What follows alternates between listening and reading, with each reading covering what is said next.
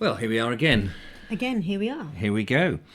Back with the English couple. Thank you for joining us, and thank you very much for the comments and interesting comments, actually, on some of the other stuff that we've been talking about. This is a sort of, I suppose, it's just a discussion really about coupling and being a couple and an English couple. Englishness. And Englishness and all of that. Today we thought, what's a difficult subject to cover in a couple who might be getting together for the first time, using experience from the past, money and budgeting.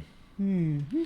It's often something that I think some people are perhaps frightened to talk about, because it's not really, but it's almost a sordid subject, isn't it? Money, couples. But in this day and age, you've got to think about money a lot more. Mm. I mean, if you think of in the past, the husband would go to work and the wife stayed at home, and the husband did all that dreary stuff about working out the finances, and the wife was just given an allowance. And these days, life is very different. These days, people tend to have separate bank accounts. Yes. And separate incomes. And so, from our point of view, I haven't really given this a lot of thought, because we're not yet... Although we're a couple, although we've been together longer than the viewers know. Yes, not a lot, but yes, we're not as new as that, but we're still very new. It still feels like honeymoon period to me, does it? Oh, absolutely. And also, we're not living together. That's the thing. Yeah, that I suppose is. And I think when you start living together, you have one household with one household set of bills. Yeah, and you've got either one or two sources of income, or either of us may have sources of income that are coming in, and you've got to pull those things together and decide how certain things are going to be paid. So how to divvy everything up. Your horses and the stables and the people who are mucking them out for you, and all of that. He says in a fantasy world, it's got to be paid for somehow or other. I'm not quite sure how. So probably paying people to muck out my horses. Yeah, you're gonna pay me to muck them out. No, I'll be doing it myself. Thank you very much. Well, I've got years to catch up on. Yes, that's right. However, my Hollywood films that I intend to make will obviously need paying somehow. So bills and money. And how you earn money and who you should earn money. I know, in the old-fashioned way, it was very... I mean, I know we're not there now, but it was very much the man, as I say, would go to work. But it was frowned on that the woman would even make any money at all, yeah. And it is interesting reading... Or that she should go to school and have some sort of education. Yes, and it's fascinating, because I've been reading a lot of old books about the farming world, and it's interesting people's different attitudes about how people used to make money, and certain women were frowned on, and yet you go back far enough and it was a team. Each would be doing different parts of the income. Well, yeah, I mean there's always been things like wet nursing. That's something that only women can, service only women can provide, so that's something that... Yes. But seamstressing. Yes. That's always classically been a female thing. Although you'd have tailors. Except if a man was to do the same job, he'd be a tailor. And that would be a lot more money. Yes. For a tailor. For a seamstress, you won't get much. And then he'd be in Savile Row, in one of these things. And so it is... But there are elements left, like that, left in the world. Like, for example, in certain workplaces, for doing the exact same job. We're not talking about, that builder gets paid more than I do in my shop. It's not like that. But in the same job, doing the same thing, men generally do still get paid more. Which is really annoying, because women have to pay for sanitary products. We're also pressured, for many reasons, including our own, for ourselves, to wear makeup. And it all costs money, doesn't it? Yes, and it's not free. What do men have to pay for? Well, if they have a female...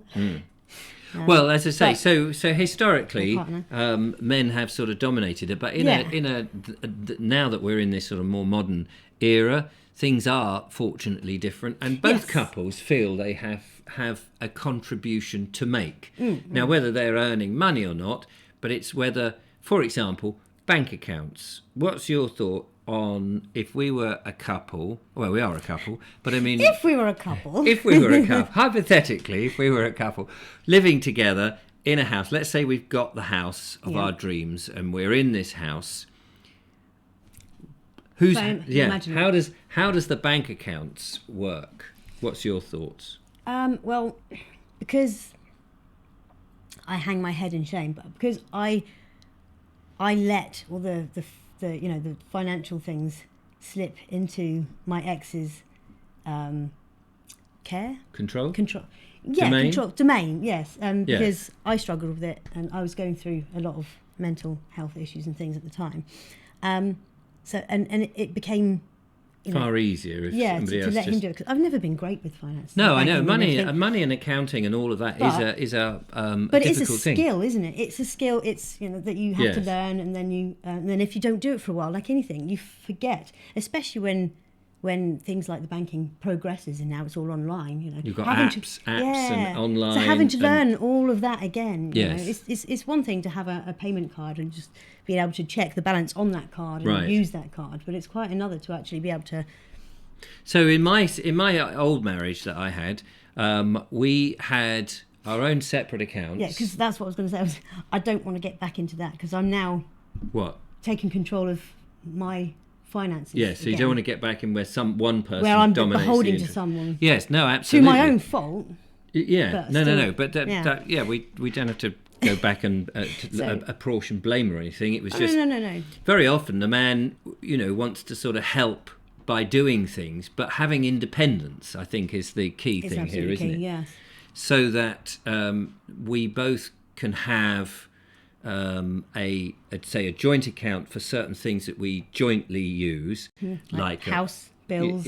house bills and things, food and things like that, which we pool on, and both can keep an eye on. So you can go, oh, what's the running balance at the moment? Oh, we can't afford to have a big, slap out meal somewhere, but we can afford to do this and this, etc. And then on other occasions, look, we've got a little extra in there. Why don't we Put that towards, I don't know. get a the can of saving beans for- in and have a really big meal tonight? Beans on toast would be good, with a glass of water that's not out the well, a bit of Evian or something. So we have things like that, but also having an autonomous, so that if one is buying stuff and you go, bloody hell, is that more horse feed? It's that's very expensive stuff for the car, or you bought another camera. It's like, well, that's come out of my own money, Yeah. and then there's no argument, And is there? there's no. There's no debate. Yeah. And no ill feeling. Yes, and I think that's one of the things that could easily arise if it seems that one person is spending more money perhaps on themselves or on a business or something which the other one is feeling a bit peeved about. So I definitely agree that having a joint account and then separate accounts is clearly the way to go. I think it would be what will work for us. Of course, in any kind of couple, depending on how the money's coming in, you've got perhaps one person most likely is going to be earning more money than the other person, even if both people, if both people are working, especially if there are children around. Then the children, of course, will also need additional money, and they can't go to work and earn it. No, exactly. And so all this sort of stuff is stuff that I think is so important to talk about, so that a couple understands that. So, we're talking a little bit about us, but also hypothetically about other couples and the modern world, because I think it is confusing for people these days on how a household works. Yeah, and it's not the sort of thing that people generally talk about these days. Your money is well hidden and well. Absolutely. I mean, when you go out with somebody and you think, oh, I've fallen in love with this person, and then you discover they love you back, and you think, I want to spend my life with you. The sordid thing about, well, actually, what's practical? How do we pay for this?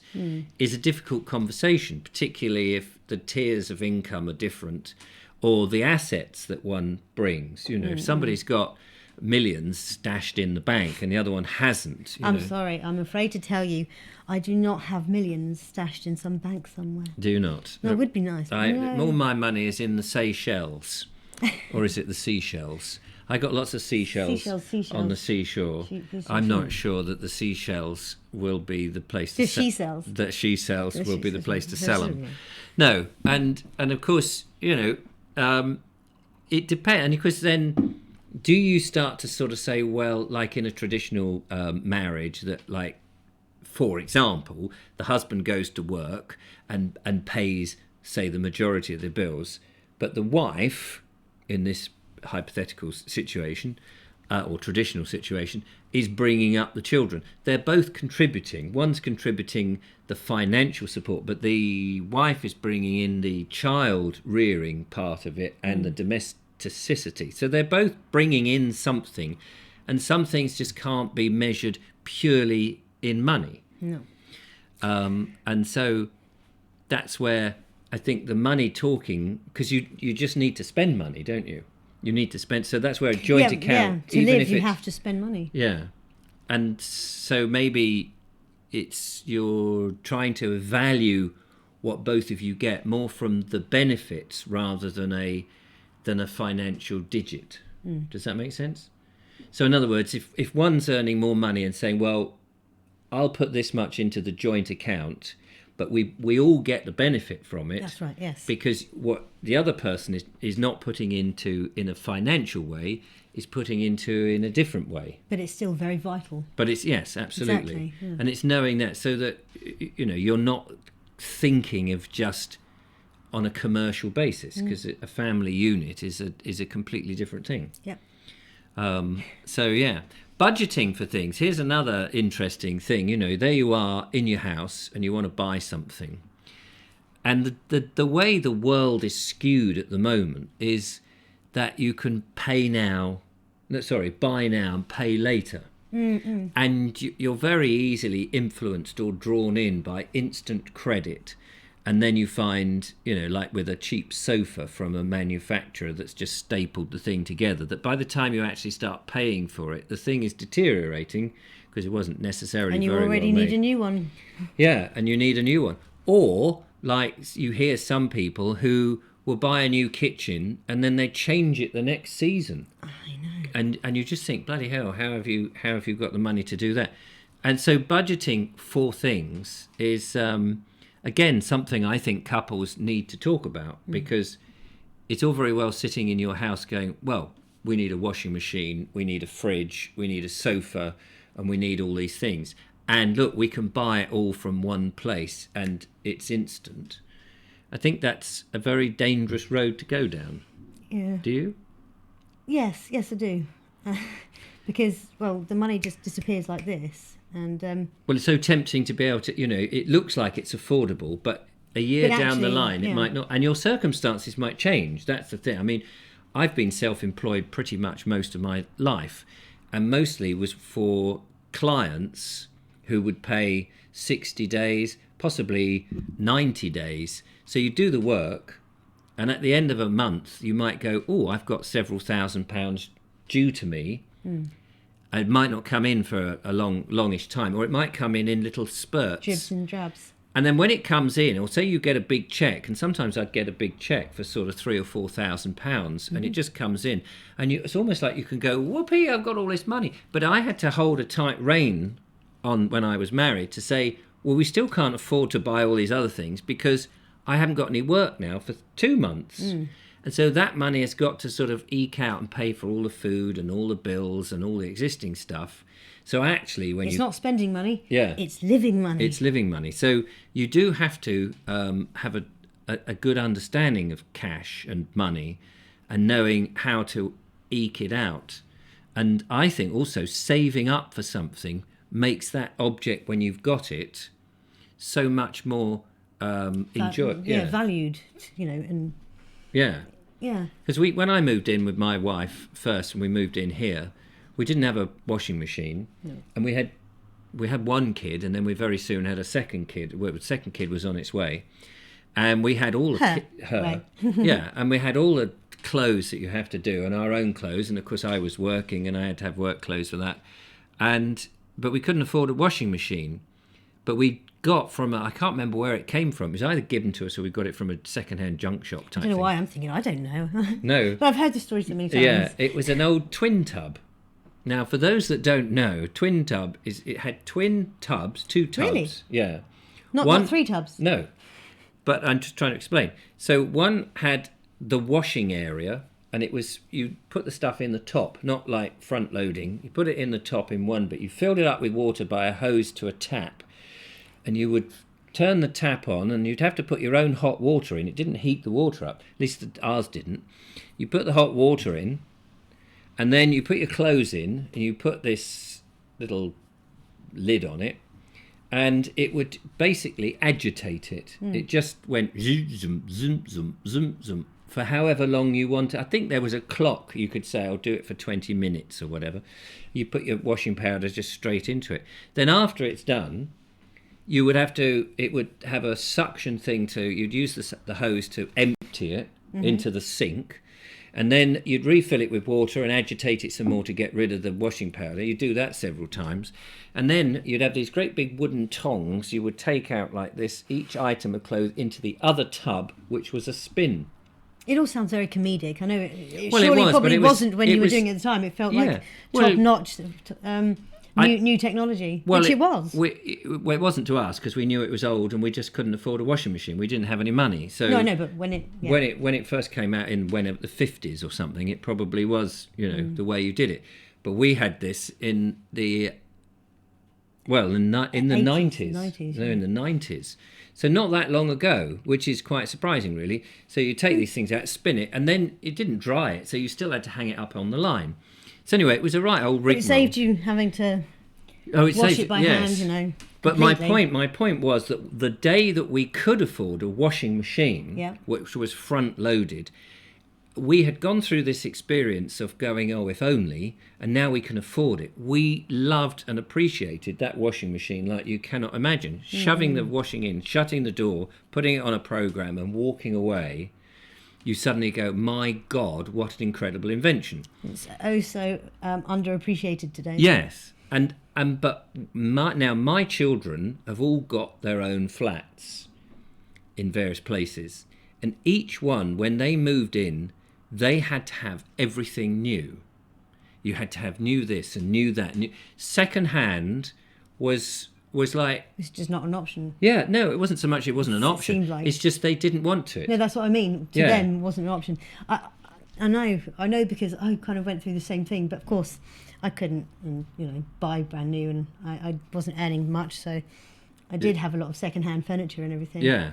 So, and I think if you're partnering up with somebody, if their attitude is, oh no, we'll just nip down to IKEA, or one of these cheap and cheerful places, or whatever, whatever your opinion is of these places, and we'll just instantly kit a house out. What have you got to look forward to if everything is there right from the beginning? When we moved into this house that we're recording this in, it was my wife and I. I know. The carpets were they were rubber back carpets, and perished. It had been rented out for some years before that to smokers, and all the ceilings were yellow. Yeah. And it was very, very basic. You think my house is basic now? It was even more basic when we moved in, and so we had to strip all that lot out. But we couldn't afford, and still don't have, carpets. We've never had a carpet in my house other than rugs. Yeah, just the rugs. And everything I just did myself, and of course Dawn helped me. We did it ourselves. But that just makes me appreciate when I walk into somebody else's house and they've got a carpet on, I just think, wow, that's impressive. Opulence. Yeah, but it's funny because I do that. I feel like that, and yet some people wouldn't even entertain sort of going without certain things. How do you feel about going, if we buy a house, the chances are it's going to be run down, dilapidated, and need a lot of work. That's right. I'm not shy of that. Yeah. Well, of course, I can have my moments of being the princess and the pea, with the 7 mattresses. She can still feel the pea underneath. Yes. But no, I'm not too proud to. And I think that's a conversation that couples have to have, isn't it? They have to talk about, because I think if you have some of these major disagreements, you're not going to get on very well. If I was somebody who said it has to be brand new all the way through and we're going to spend 30 grand, and you're going, oh my God, but we could get into debt, what if we do, blah blah blah. How long is that going to take us? Yeah. we'll never get there because we've got to save the money up first, blah, blah, blah, or whatever. Yeah. Or if I say, I'll just put it on the mortgage. Then, if a couple isn't in agreement with how your house is going to be worked out, I think you've got problems, haven't you? Indeed. Fortunately, Indubitably. I think we think along the same designs. lines, yeah. yes. So I think we'll be all right. I think we'll be all right. So it's interesting to get your comments, really, on budgeting and money. How has that influenced or changed your relationship? Do you find that you've worked it out? Or is there a strain? Because I think some people don't want to talk about money. I think money is a difficult thing. But I think in a couple where you're sharing lives, that sort of thing has to be spoken about, doesn't it? Absolutely, absolutely. I mean, that's the thing. I think talking about anything is something that is going to be good for all people. But anyway, we'd love to know. Talking's always good. Absolutely. So there you go. That was our subject, money. Is it easy to talk about? Money. Is it easy to talk about with your partner, or is it not so easy? Be interested to hear your results, and we'll do another of these little discussion things in due course. The one thing I do know, money ain't funny. Till next time. Bye for now. Bye.